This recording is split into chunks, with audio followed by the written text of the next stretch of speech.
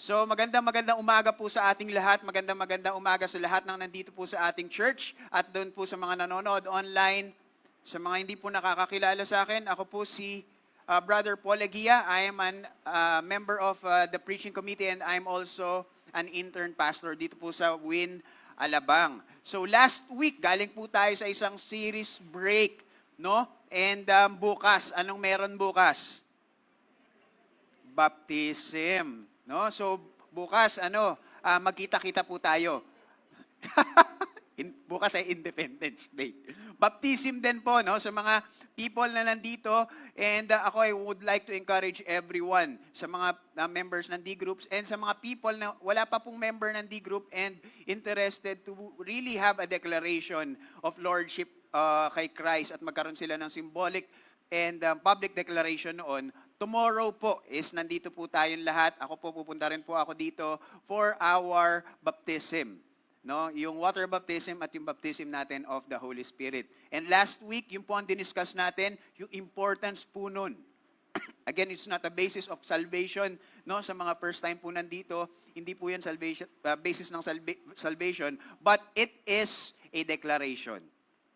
No, na sinasabi natin sa mundo na I am proud na part ako ng lordship ni Christ. So ngayon po, pupunta po tayo sa ating next series, no? Last series, ang naging topic natin sa last series natin is church ethics. Ano-ano yung mga bagay na sa church natin ay hindi sana encourage gawin at pag nagawa natin yon para po sa mga members and particularly sa mga leaders ng simbahan natin, magkakaroon po tayo ng mga disciplinary actions, no? So ano-ano po yun? Love for money?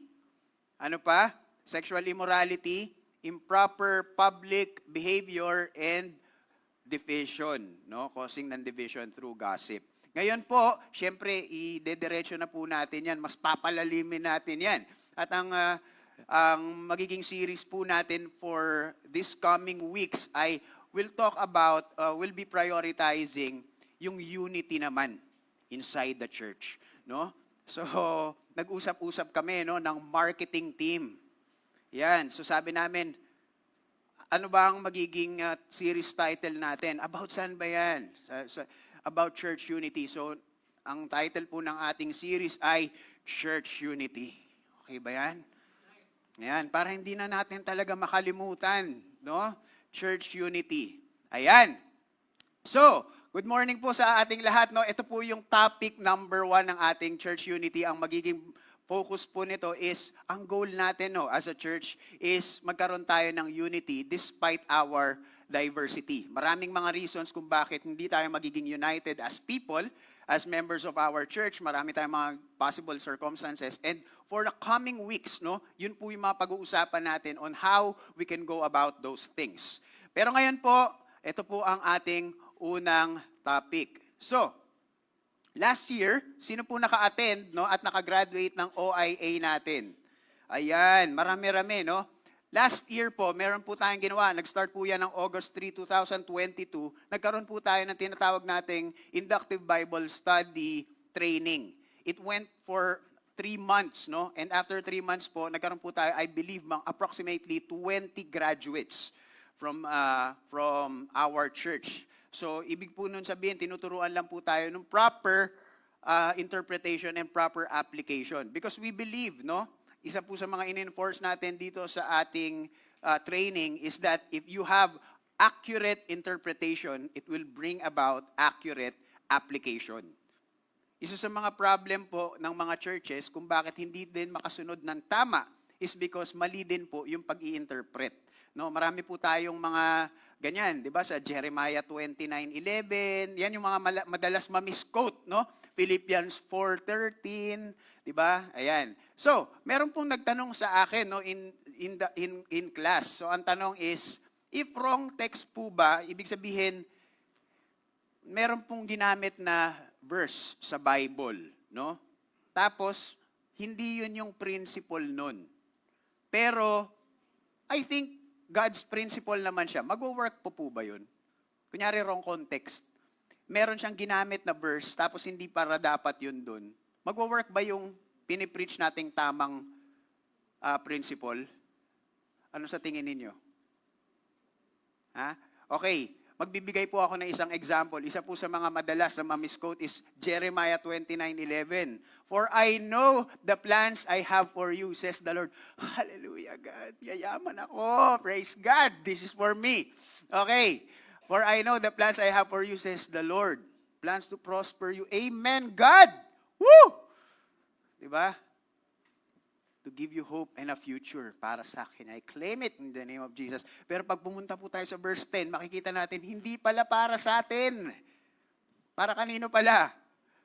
Sa mga Israelites pala. No?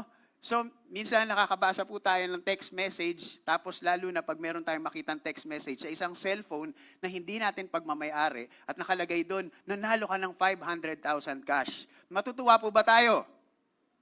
Hindi, kasi hindi naman sa atin yung cellphone.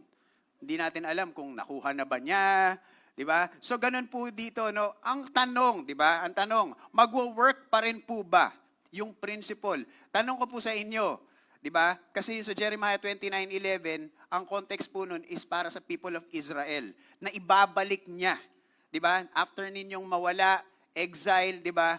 Nawala kayo sa relationship sa akin, ibabalik ko kayo. Diba? Dahil meron akong future para sa inyo. Sa Israel po yun. Pero ito po ang tanong. Gusto ba ng Lord na magkaroon tayo ng hope? Magkaroon tayo ng magandang future? Gusto. Pero hindi doon dapat yung scripture. Now, ang tanong, kung na-preach ko yun yung ginamit ko, pero yun yung principle, tas mali, mag-work pa po ba yun? Amen! Mag-work, di ba? So yun po ang pag-uusapan natin ngayon, isa sa mga pinaka-powerful principles po, no, na kailangan nating maintindihan is yung principle ng unity, no? Meron po tayong mga principles in life na regardless of what we believe in, kahit na ano yung ating mga pinapaniwalaan, ano yung attitude natin, ano yung levels of faith natin, is mangyayari at mangyayari siya. Okay, sino po dito ang nakasakay na ng eroplano? Ayan. Sige, sa mga nakasakay po ng eroplano, ang airplane po, dati wala pa niyan, no? Thank you sa Wright Brothers, nagkaroon ng airplane. At kaya na natin pumunta sa iba't ibang bansa kahit may dagat. O, syempre, iba yung barko, iba rin yung eroplano. Pero meron pong mga engineers, no, na gumagawa ng mga eroplano. Tatanungin ko po kayo, yung mga gumagawa po ba ng mga eroplano, yung mga kumpanya na gumagawa ng mga eroplano, ganito po ba gagawin nila? O, engineer, tara, gawin na natin yung aeroplano. Sabi nung lead engineer, okay, tapos na ba? Tapos na. Okay. I-gather lahat ng team, lahat. Dito tayo lahat. Circle, circle, circle. Lord, tayong lahat, magpe-pray tayo. Lord, paliparin mo yung aeroplano. Tapos after nila mag-pray, o, bahala na. Bahala na si Lord kung lilipad yan, ha. Mag-pray tayo hanggang bukas, sana lumipad bukas. Ganun ba yung ginagawa nila sa aeroplano? Tapos si Lord dadating, ito medyo bad attitude to eh. Itong team na to eh. Ito, majority ng mga team na gumawa nito aeroplano na to, hindi nag-tight. So, baka hindi ko paliparin. Ganun ba yung nangyayari? Hindi. Di ba? Paano nangyayari? Dahil meron pong principle of aeronautics. Di ba? And we can go to that principle and find success sa paglipad. Now, kahit mabait tayo, kahit hindi, meron pong mga laws or principles na binigay si God, ginawa si God dito sa ating mundo, na regardless of our belief system, if we do those principles, we can have the same success. Now, ano ang benefit po ng mga Christians? Ang mga Christians ay hindi na tayo magta-trial and error. Supposed to be. Kaso nga lang, syempre tayong mga Christians, gusto rin natin ng experience. Diba? So, hindi, trial and error ko na lang din muna. Parang parehas ng mga iba. Diba? So, yun po yung nangyayari. So, isa po sa mga pinaka-powerful principles na pag-uusapan natin ngayon is yung unity. Ayan. At ang pag-uusapan po nating storya is manggagaling sa Book of Genesis. So, Book of Genesis, sa mga people who are here for the first time at hindi po kayo Bible person, ito po yung unang-unang book sa Bible, no? And it talks about, ang theme po ng Genesis talks about the creation at anong nangyari because of sin, and dahil doon, ano yung ginawa ni God na recreation. So, yung mga magiging bida po dito, syempre yung man na inassign na managers ni God dito sa mundo para i-manage itong ating planeta. No? Ang problema, hindi na manage ng maayos. Kaya makikita natin all throughout history, despite man yung binigyan ng dominion dito sa earth, ay makikita natin yung sovereign power ni God na merong intervention siya sa lahat ng mga tao throughout history. Okay? So, ang first verse po natin ay manggagaling sa Genesis 11. We will talk about the Tower of Babel. Yan. Sino po dito ang familiar sa story na to? Yan. Kasi madalas po sa atin, no, New Testament ang pinag-uusapan natin. So ngayon, sabi ko, para maiba naman. Old Testament naman. Ayan. So sige, we will go sa Genesis 11, 1-9. Yan po ang magiging passage natin for today. At ang gagamitin po natin ay ang ESV. So verse 1, sabay-sabay po nating basahin. 1, 2, 3, go! Whole earth, one language. Ayan. Meron po tayong mga makikitang underlined words dyan. Pero before we proceed, let us all open in prayer. Dear Heavenly Father, we want to thank you for the time that you have given us. Father God, may just grace us with your presence today and open mo po yung eyes and hearts ng bawat isa and empower me, Lord God, as I deliver your message. Thank you, Lord God, for your love, for your faithfulness. In Jesus' name we pray. Amen. Okay, so, ano po yung unang word na makikita natin na naka-underline? Now. Ano pong mangyayari pagka nakabasa po tayo ng passage at nakalagay, now, the whole earth had one language and the same words. Ano po yung una nating gagawin by instinct? Ano pong ibig sabihin niyan pag may now? Ibig sabihin, meron siyang sinusundan. Di ba? Ibig sabihin po niyan, merong nangyari prior. So kailangan po natin mag-backtrack. Ano ba nangyayari sa Genesis chapter 10? Ngayon, sino po ba dito ang hindi pa nag-breakfast? Ayan. And imagine nyo to, no? Itong hamburger na to. Tapos, no, ano ba yung mas masarap pag hindi healthy, di ba? Yung nag-uumapaw yung oil. Yan, imagine nyo yun. Tapos tanggalin natin yung mga gulay, di ba? Para mas masarap, no? Ang problem po natin, pag bumalik po tayo ng Genesis chapter 10, makikita po natin dun ay genealogy. So, ito po yun. Ang Genesis 10, okay, Genesis 11 at Genesis 10 ay nagiging siyang sandwich. Ibig po sabihin, yung Genesis 11, nangyari po yan sa loob ng Genesis 10. Ang book of Genesis po ay kakaiba sa lahat ng mga book sa Bible. Kasi yung mga book sa Bible po ay may kanya-kanyang authors yan most of the time. Ang Genesis po ang maraming authors. Kasi ang nangyari po dyan, di ba wala namang Facebook dati, di ba? Ngayon ang sinusulatan na natin yung Facebook wall natin. #blessed. Mga ganon, di ba? Pero dati po, wala po silang mga ganon. Ang ginagawa po nila, nagsusulat sila ng mga accounts nila. At kung makikita po natin sa Genesis, account of Japhet, account of Shem, iba't ibang account dahil galing po yun sa kanilang diary. No? Diary nila. So, kung makikita po natin sa Genesis 10, Genesis 11, lahat po ng pangyayari sa Genesis 11, yung Tower of Babel, nasa gitna po ng Genesis 10. So sasabihin natin, pagbasa natin, baka kailangan ko pang mag-backtrack. So backtrack pa po tayo ng isa pa, pupunta na po tayo sa Genesis. Yun, tinitingnan ko lang kung nakikinig kayo. Oh, pwede naman nakikinig pero hindi marunong ng math, no?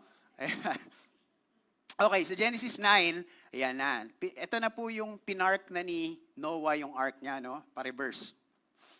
Pinark na niya. Ito po yung, kung makikita nyo, ito po yung life-size Noah's Ark na ginawa nilang museum.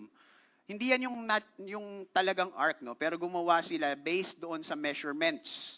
So yan na po yung itsura nung ganyan po kalaki.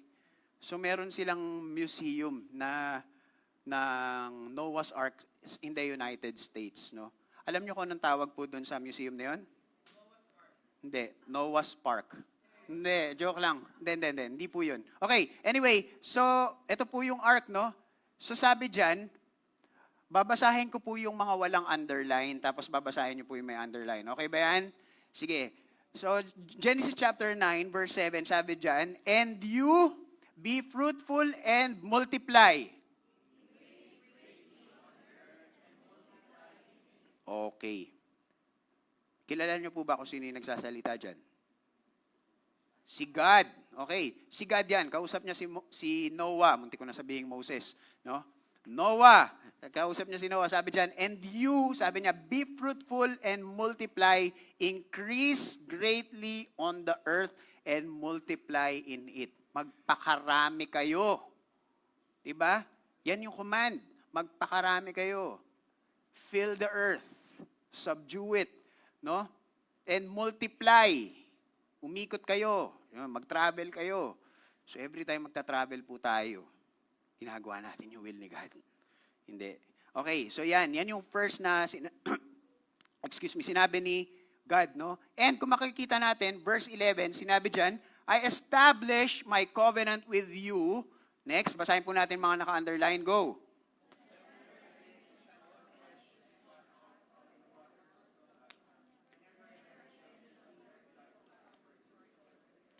Okay. Ang ginawa dyan, nung una, may command si God. Di ba? Tapos, next is meron po siyang covenant. Command and covenant. Yung una, sinabi niya, magpakarami kayo. You fill the earth. You scatter, you fill the earth and multiply. And then, sinabi niya dito sa verse 11, meron akong covenant sa inyo. Never ko nang i-destroy yung earth because of water again. Hindi na siya ulit mangyayari. Now, bakit po crucial to? Crucial po ito dahil magkakaroon po ito ng sense as we move further doon po sa Genesis chapter 11 na binabasa natin. Okay, verse 2, makikita po natin dyan. And as people, okay, makikita natin, no, galing sila sa flood. Nanganak sila Noah, yung mga anak ng anak, ng anak ng anak, and then here we are. After po niyan, sabi, and as people migrated from the east, they found a plain in the land of Shinar and settled there. Okay. Sa mga bago po dito, no, na Bible person, meron po tayong mga iba't ibang genre ng music. Tama po ba? Sa Bible, per book po, meron din po tayong iba't ibang genre. Pag po pakwento, no, yung genre, ang tawag po niyan ay narratives. And pag narratives po, meron po tayong mga tinatawag na design patterns. Okay, sa mga pelikula, di ba, meron po silang mga ginagamit na cliche. Ano po yung mga cliche? Pag meron tayong horror, malalaman nyo na kung saan yung setting. Mga kakahuyan, madilim, di ba? Ay, alam ko na, may mamamatay dyan. Alam na natin, di ba? Dahil meron po silang tinatawag na patterns. Ngayon po, dito po sa narratives, meron din pong design patterns na ginagawa yung mga authors ng Bible para to shortcut yung story. Para lang malaman natin, okay, parang alam ko na yung mangyayari dito. So, isa po sa mga design patterns na makikita natin dito is dun sa verse 2. Sabi dyan, as people migrated from the east. Meron po diyang sinabing direction. Ano po yung sinabing direction dyan? East. Sabay-sabay tayo. East. East. And pagka tumingin po tayo sa accounts ng Genesis, no, babalikan natin, ano-ano ba yung mga passages na sinasabi na meron direction sa east? So una po dyan is yung sa Genesis 3:24. Sabi dyan, ito po yung time na si Adam and Eve nagkasala na. O dahil dyan, kick out na kayo sa Garden of Eden. He drove out the man, and at the east of the Garden of Eden, he placed the cherubim and a flaming sword that turned every way to guard the way to the tree of life. Okay. Tingnan nyo lang po yung circumstance, no? Pinaalis sila. So yan, move sa east. Next. Okay, meron pong naging magpinsan, no? Moving further sa Genesis 13. Si Abraham and si Lot. This is also a Bible story. No? Si Abraham at si Lot, nagkakaroon sila ng disputes, tapos sabi nila, sige, para matapos na yung mga disputes dun sa mga tao natin, maghiwalay na lang tayo. Okay, sige, saan ka lilipat? So, si Abraham, nagpunta siya sa kabilang lugar, tapos si Lot, sabi niya, Lot chose for himself the whole plain of the Jordan and set out toward the east. The two men parted company. And moving further, pag dumire-diretso pa po tayo sa ibang mga chapters, ano po yung pinuntahan niyang east? Sodom and Gomorrah. Diba? Alam po natin kung ano nangyari sa Sodom and Gomorrah. So now, pupunta tayo, babalik tayo sa ating passage, no? As people migrated from the east. Ano po yan? Good or bad? Diba? Yung isa, na-kick out sa Garden of Eden. Good or bad? Bad. Yung sumunod, pumunta sa Sodom and Gomorrah. Good or bad? Bad. Ngayon, parang mali. Parang mali. Di ba? So, dediretso tayo, no? Sabi, pumunta sila, no? From east, direction ng east, land of Shinar. So, ano po yung land of Shinar? Ngayon po kasi wala nang ganyang lugar. Pero kung titingnan po natin yung mapa ngayon, kung nasan siya, nasa bandang Iraq siya. No? Yan. So, pag makita po natin yung original translation niyan, may dalawang rivers kasi. Nasa dalawang rivers, which is Tigris and Euphrates. Yun yung river sa Iraq. Banda po dito, makikita nyo yung Turkey. Doon po nakapark yung ark ni Noah. So, pag ganun sila, pa-move sila, galing sa east, pa-move sila. No? So, nagpunta po sila dyan. At pag nakita po natin, ano yung tsura ba ng Shinar? Yan. Parang disyerto. So, okay talaga na mag-build ng ng mga structure. So, proceed po tayo. Sabi dyan, verse 3, and they said to one another, pagpunta nila doon, come, let us make bricks and burn them thoroughly, and they had brick for stone and bitumen for mortar. Yung bitumen po is adhesive. Yan po yung parang old school simento na ginagamit nila, no? Na parang pangdikit nila ng mga bricks nila. So sabi nila, tara, gawa tayo ng tower. Di ba? Sabi dyan, for then they said, come, let us build ourselves a city and a tower with its top in the heavens. Kailangan gumawa tayo ng tower. Ganda ng lugar dito, di ba? O, wala pa masyadong tao. Tara guys, gawa tayo ng tower, yung sobrang taas. No? Sobrang taas. A tower with its top in the heavens. Tapos sabi diyan, and let us make a name for ourselves, lest we be dispersed over the face of the whole earth. Pag sinabi pong lest or else, no? Or else, madidisperse tayo. So, magkakasama sila, pumunta sila sa Shinar, tapos sabi nila, tara gumawa tayo ng city dito. At yung city na yun, gawin nating sobrang taas na maaabot yung langit so that we can make a name for ourselves. Or else, masascatter tayo sa face of the earth. Ayan. So yan yung goal nila. No? Sinabi nila yung goal nila. Now,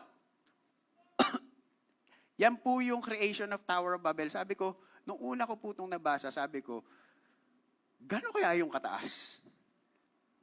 Yun yung una kong tanong. No? Gano'n kaya siya kataas?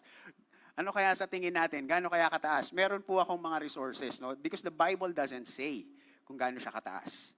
Dahil hindi naman yun yung importante doon. Pero kung kukuha po tayo ng iba't ibang resources, no, sa Jewish Talmuds and iba pang mga resources, meron po tayong dalawang school of thoughts. No?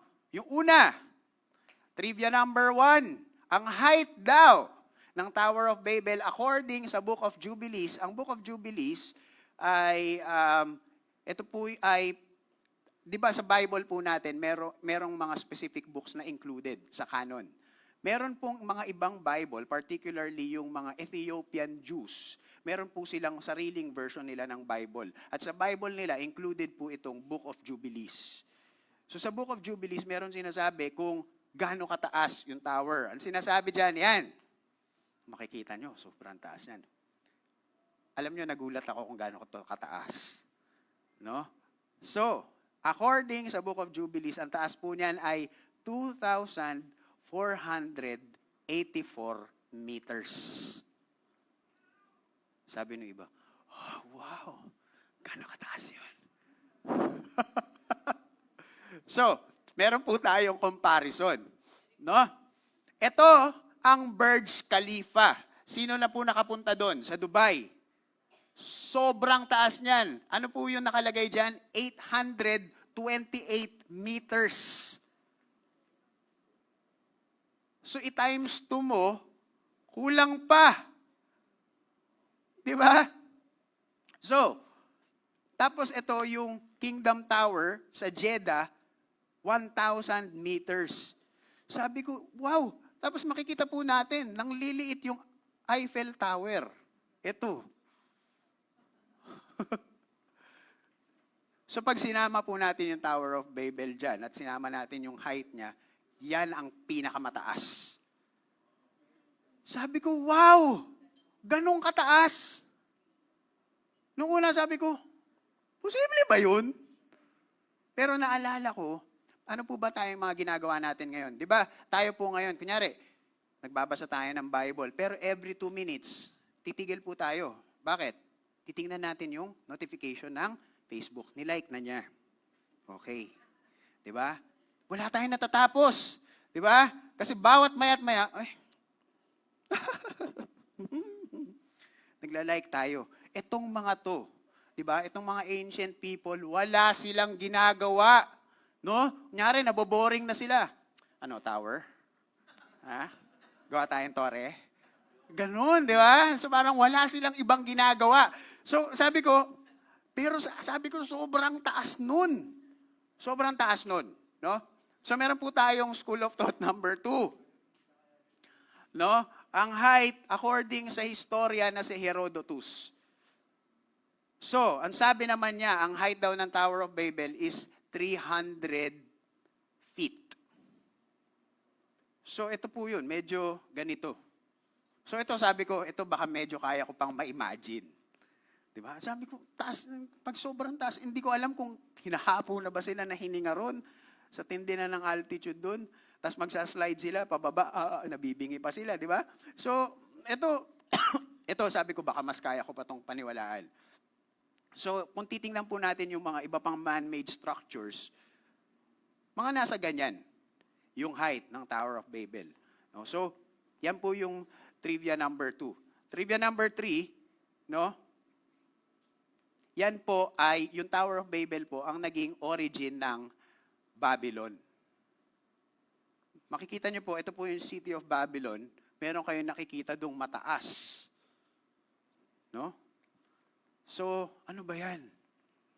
Yan yung Tower of Babel. Pero sabi, parang iba yung itsura niya. Mamaya po, magdedwell pa tayo dyan further. Okay? Andiyan pa ba kayo? Okay. May nagpe-pray ba? Wala nagpe-pray. Okay. Pwede kayo mag-pray basta nakabukas mata nyo. Diba?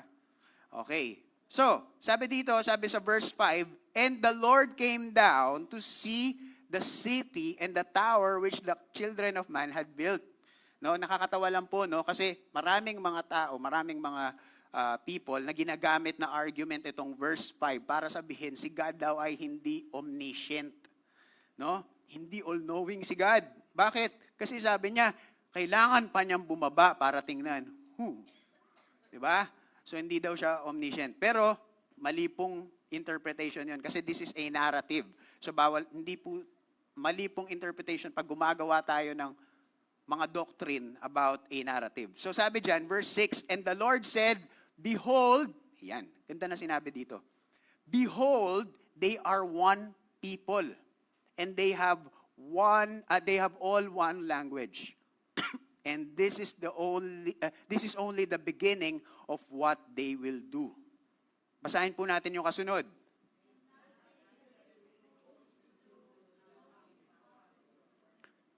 Ganda, no? Sabi dyan. Grabe, may ginagawa sila. Umpisa pa lang yan. Because they are one, sabi dyan, in what they propose to do, nothing will be impossible for them. Wow! Diba? Yung principle of unity, nakuha nila. Hindi ko alam kung paano sila gumalaw dyan, pero ang sinasabi dito, even the Lord, even sa wrong motive nila, no? 'Di ba? Even wrong context, ganyan. Pero dahil ang unity, ang principle of unity is so powerful na kahit sali-saliwa yung mga gusto nilang gawin at bakit nila yun gustong gawin, sinabi ni God. Ano sabi ni God? Because they are one. It will be impossible to stop them. Grabe. Grabe yung power ng unity. No? Verse 7, sabi dyan, come, let us go down and there confuse their language so that they may not understand one another's speech. Ayan na. So ito po yung first sighting ng tongues. No? Ito. Ayan na, nagkaroon na ng iba't ibang lengguwahe. Verse 8, sabi diyan, so the Lord dispersed them from there over the face of all the earth, and they left off building the city. Dahil nagkaroon na ng iba't ibang lengguwahe, di ba? Sabi yung isa, hey, where are you? Sabi ng isa, uy, tulungan mo na ako dito. Sabi ng isa, nani? Di ba? Parang iba-iba na yung mga lengguwahe nila, hindi na sila nagkakaintindihan. Di ba? Ano yung isa gumaganon doon, no? Anyong, gumaganon doon. Sabi, halika nga magtrabaho ka din. Hindi sila nagkakaintindihan. Di ba? So the Lord dispersed them. Ang nangyari na, yung sinasabi ni God na command. Dahil doon, na-scatter na sila sa face of the earth. That's the sovereignty of God. And they left off building the city. Hindi nila natapos. Verse 9. Therefore, its name was called Babel, because there the Lord confused the language of all the earth. And from there, the Lord dispersed them over the face of the earth. Ito na, dito na po nag-start yung, kaya pala maraming nation. Di ba? Parang ano yan di ba may mga, familiar po tayo dun sa mga mas matatanda, no? Ako kasama na rin ako dun sa generation may mga alamat ng pinya, ganun pala, hindi kasi siya naghahanap kaya dumami yung mata niya. Di ba? So, ito is parang ganun. Doon pala nagsimula yung mga nations. Kaya pala nag-scatter sila all over the face of the earth at may kanya-kanya silang lengguwahe. Di ba? Now, may tanong po ako sa inyo. Ito yung tanong. Why did God stop the creation of the Tower of Babel? Baka? Okay. No, kasi baka hindi sila kumalat, 'di ba? Nandun lang sila. 'Di ba? Kasi sabi ko, yun yung tanong ko Ba't kailangan pang i-stop ni God yung Tower of Babel? Bakit? So nag-usap kami ni Eunice, pag-usapan nga namin to. Sabi ko, ba't kaya? Kasi sabi niya, kasi ang goal nila maabot yung langit. So sabi ko, so pag hindi sila pinigilan ni Lord, maabot nila 'yon? Lagpas na rin sa, pagkakita mo yung earth sa malayo, may nakatikwas na, dun, taas sa gitna pa. Diba? So, ngayon sabi ko, bakit nga ba? So, nag-create po ako ng, syempre, nag-observation ako, gumawa ako ng mga observation ko. So, ito po yung isa kong observation, hypothesis number 1, man's safety. Sa mga people na nandito at meron silang familiar po sila sa construction, isa sa mga pinaka-importante kung gagawa tayo ng mataas na building ay yung foundation. Diba? Kaya nagugulat minsan, diba, yung mga kliyente, bungalow, 2M. Tapos biglang pagka 3-story na, bigla nagiging 5M. Laki naman ang Kasi importante yung foundation para kung gaano mataas, kapag mataas po yung structure natin, kailangan yung foundation po is malalim. So, ang assumption ko, dahil hindi pa ganun yung studies nila sa engineering, baka sa sobrang taas nun, biglang pag hinangin, gumaganon, tapos mahuhulog, Hindi ko, basta yun sa akin, baka yung safety nila, mapiligro sila. Dahil sa sobrang taas nun, hindi sila equipped para mag-create ng ganong klaseng structure. At dahil doon, pag yun gumuho, patay silang lahat. Extinction all over again. Yun yung assumption ko. Isa pang assumption ng mga ibang Bible scholars na nakita ko is man's idolatry. Kung makikita nyo po, yung doon sa Babylon kanina, merong mataas na tore. Yung tore po na yun, pag kinlose up po natin yun, ganito po yung itsura nun. Ang tawag po dyan sa ancient structures na yan, sa mga mahilig sa history, ang tawag po dyan ay ziggurat. No? Yung ziggurat po na yan, kinreate po yan ng mga ancient people. It's a place for pagan worship. Hindi yan kinecreate para kay God na Yahweh. It was created for gods. Na ang design niyan is dyan sila nag-o-offer ng mga sacrifices nila, yung mga sacrifices na hindi tinotolerate ni God. And yan po yung place, makikita nyo may stairs dyan. Dyan daw bababa yung God pababa. Oh. Tapos doon din, marami nagsasabi na yun yung pattern kung bakit ganun yung shape ng pyramids. Para babaan. Para, di ba, God ka pero I need stairs. No? So yan yung hypothesis number 2. So sabi ko, possibly, baka yan yung reason, no? Kung bakit pinatigil nga ni God yung Tower of Babel. Pero kung titingnan natin sa scripture, alam nyo ba na nandun yung reason? Kung bakit? Ready na kayo? Okay. Nandito lahat ng reason. Merong 3 reason si God kung bakit hindi niya hinayaan mag-continue ang Tower of Babel. Nandyan po lahat yun. Babasahin ko yung walang underline. Babasahin niyo po yung may underline. Ready? Sige. Then they said,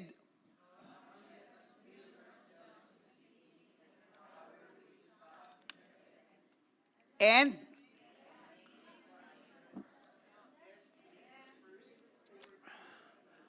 okay. Sige, para mas gawin natin clear, i-divide po natin sa 3. Number 1, gagawin po natin, dahil ito po ay nasa verse 4, gagawin natin 4:1. 4:1, come, let us build ourselves a city, and a tower with its top in the heavens. 4:2, let us make a name for ourselves. 4:3, lest we be dispersed over the face of the whole earth. Kung nag-backtrack po tayo, ano po yung dalawang sinabi ni God? Yung Genesis 9. Ano po yung dalawang sinabi ni God? Number 1, mag-multiply. You scatter sa face of the earth. That's number 1. Ano yung pangalawa niya? That's the first. That's the command. The second is the covenant. Ano sinabi niya? Hindi ko na wawasakin ang mundo gamit ang flood. Iisa-isahin po natin to. And makikita natin through these three phrases kung paano yung naging process ng disobedience. Number 1, come let us build ourselves a city and a tower with its top in the heavens. Kung titingnan po natin, wala po silang talagang reason kung ba't nila kinreate yung Tower of Babel. Di ba? Parang sinasabi nila, wala lang, gusto lang namin gumawa ng torre na sobrang taas para sumikat kami. Di ba? Pero kung titingnan po natin yung mga iba't ibang yung mga records, no, yung mga Jewish records, kung ano yung reason. Kasi, syempre, hindi lang po Bible yung reference nung time na yan. Dahil meron na pong mga literature nung time na yan. At makikita po natin, kung titingnan natin yung mga Jewish Talmuds, makikita natin na meron silang mga reasons and makikita natin yung other details kung bakit nila kinreate yung tower. Galing po sila sa flood. Diba? So tayo, kahit meron, it's 100 years old, alam po natin kung ano nangyari sa atin sa panahon ng Kastila. Diba? Sa panahon ng Hapon. And itong mga taon to, familiar sila. They are aware sa ginawa ni God na flood. Kahit hundreds of years na yan. Sabi nila, gagawa tayo ng tower na hindi tayo malulunod. Na kahit magpa-flood si God, naandun tayo sa langit, akyatin natin siya, katukin natin, di kami malulunod. Di ba? Di ba sa Sunday school, ang kumakatok sila kay Noe.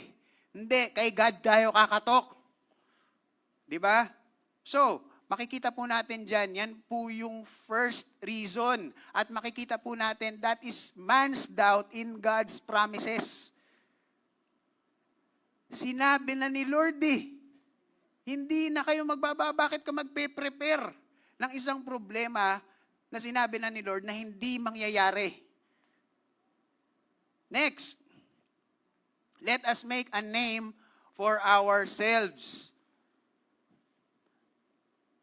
Diba? Kanino lang dapat ang glory? Kay Yahweh. Pero sa kanila, hindi kay Yahweh. Dapat sa amin. That is man's arrogance. Pag sinabi pong arrogance, meron pong sense of entitlement. Entitlement, ang ibig po niyan sabihin is, ito dapat yung value natin. Ito lang, we should know our place. Alam natin, aware tayo sa strengths natin, aware tayo sa weaknesses natin. We know where we stand. Pero pag pumupunta na tayo doon sa perspective na hindi, mas mataas ako sa Diyos, ako ang dapat, meron na nagkakaroon na tayo ng problema dyan. And that is arrogance. Last, lest we be dispersed over the face of the whole world. Ano yan? Ano na to? Yan ay disobedience. Kasi may command si God sa kanila eh. You scatter, magparami kayo. Hindi ko alam kung anong mangyayari sa group of people pag nandun lang sila sa isang lugar, tas doon sila nagparami at hindi sila nag-scatter. Hindi ko alam. Wala akong scientific reference kung bakit. All I know is, may kinommand si God sa kanila. At it led to this third part, which is man's disobedience. Kung makikita po natin yung format or yung flow, yung process niya, same po siya doon sa first sin ng man. Okay? Papakita ko sa inyo, ha? Ito po yung time bago kainin ni Eve yung fruit. So sabi dyan, did God actually say, you shall not eat of any tree in the garden? That is doubt in God's word. Nagpa-plan siya ng doubt. Next, ano nangyari? Hindi ka mamamatay. For God knows that when you eat of it, your eyes will be opened and you will be like God. Nagkaroon na ngayon na ambisyon. Parang si Lucifer lang eh. Why not nga, no? Ako yung mas mataas. That's man's arrogance. And lastly, she took of it, ginawa na niya. Yung disobedience. Ang point po dito, lahat po ng disobedience ay nagsa-start sa same formula. Doubting God's word. Doubting God's motives. 'Di ba? Parang, ayaw lang ni Lord na maging masaya ka. Yan. Ayaw ng Lord yan. Ang gusto ng Lord sa'yo, banal. Pero malungkot ka. So, hindi pala gusto ng Lord sa akin yung okay ako. Nagkakaroon tayo ng doubt sa word ni God. And because of that, nagkakaroon tayo ng fight in us. No, na parang, hindi. Kung sinabi ni God minsan, anak, you wait. Ba't kaya ako pinapa-wait? Baka siguro hindi para sa akin. Siguro para sa Kanya. Then, I deserve better. Nagkakaroon na tayong arrogance. Tumataas na tayo. Diba? Kasi hindi tayo nagtatrust sa timing ni God, hindi tayo nagtatrust sa word niya, nagkakaroon tayo ng doubt, nagkakaroon tayo ng arrogance. Because of that, doon na tayo nagkakaroon ng disobedience. At yung process na yun, pag nagpatuloy po yun, ano nang mangyayari sa civilization nila? Sabi ko, okay, alam ko na yung reason kung bakit hinihigil ni God. They are in a path of no return.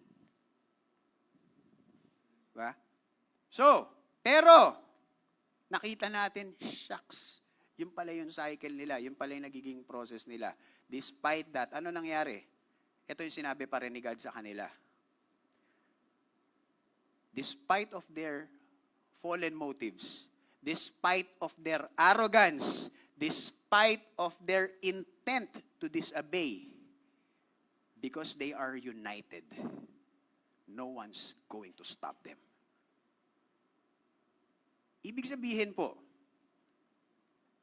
the principle of unity is so powerful that even if nasa mali tayo, magkakaroon tayo ng power. Diba? Pero nagkaroon ba tayo? Kaya nagkaroon sila ng disunity because of language. Pero sa atin, meron po ba tayong disunity apart from the language barrier? Yes. Di ba? Meeting na lang ng leaders. Yung isa gusto lumpia, yung isa gusto siomay. Di ba? Palitan natin yung kortina na blue, gawin nating yellow. Ay, hindi. Mas maganda yung blue. Mga simpleng bagay na pag-aawayan. Di ba? And ang nakakalungkot dito, tayong mga Christians, We claim that we are the people na merong truth. Diba? And kung titingin po tayo sa paligid natin, marami diyang mga denominations, marami diyang mga worldviews, na sa opinion natin, masasabi natin na kami yung nasa tama. Possible, di ba? Pero kung titingnan natin yung mga ibang worldviews na yun, yung mga ibang denominations na yun, because they are one, mas successful pa sila kaysa sa atin. Mas may disiplina sila. Ang nakakaya, yung mga Kristiyano, because we have the truth, pero ang daming mga minor details na pinag-aawayan, nag-separate sa atin. So, with this first topic, gusto ko po sanang mag-set ng anchor sa atin. That for us to really understand kung gaano ka-importante yung unity sa ating iglesia. No? Unity apart from God can be powerful. But unity with God is unstoppable. Imagine kung tayo, si sister kasi tampuhin yan eh. Si sister kasi yung salita niyan, maano yan eh. Si brother, hindi yan masyado na gano'n, may ministry. Kung tatanggalin na lang muna natin lahat yun. Sige, si brother kahit ganito, sige, tanggalin ko muna yung sa akin, diba, papakisamahan ko siya. Tapos siya rin, tanggalin ko yung sa akin, pakisamahan ko siya. If, imagine, yung mga Christians magganon, imbis na magpataasan tayo ng ihi, diba? Imbis na, dito sa church namin, Kaysa magganon tayo, focus tayo sa mga maliliit na bagay na nagbibigay sa atin ng mga momentary significance. Imagine if we set those things aside, lahat ng mga difference natin, and we focus on uniting ourselves with the Lord. Imagine kung ano yung maa-accomplish natin. We will be so powerful. We are going to shake the world.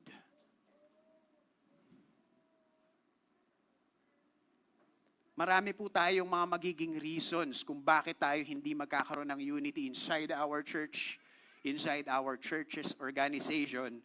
Pero in the duration po of this series, we're going to talk about that. And I want you to look forward. And for the people who are here, watching online, gusto ko po, ang gawin po natin is maging excited tayo because ito po ang starting ng series na gusto kong iwanan na merong bigat sa atin.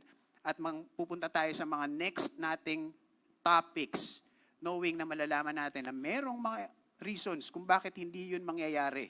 Pero despite those reasons, despite those circumstances, despite of those things that we can make as an excuse on why we will not be able to unite, meron sagot ang Bible dyan.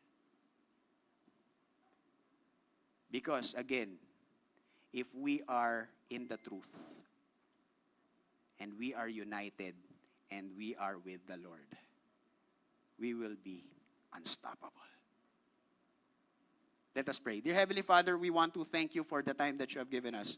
Thank you, Lord God, for your message. Lord, sa ngayon, yung unity is a hard task for us because it is human instinct to really see significance doon sa differences namin. And sabihin na kung paano kami, yung individuality namin ay mas mataas doon sa individuality ng ibang tao. But Lord God, help us na ngayon sa series na gagawin namin, i-condition mo yung mind namin. Unti-unti mo kaming gawing soft, Lord God.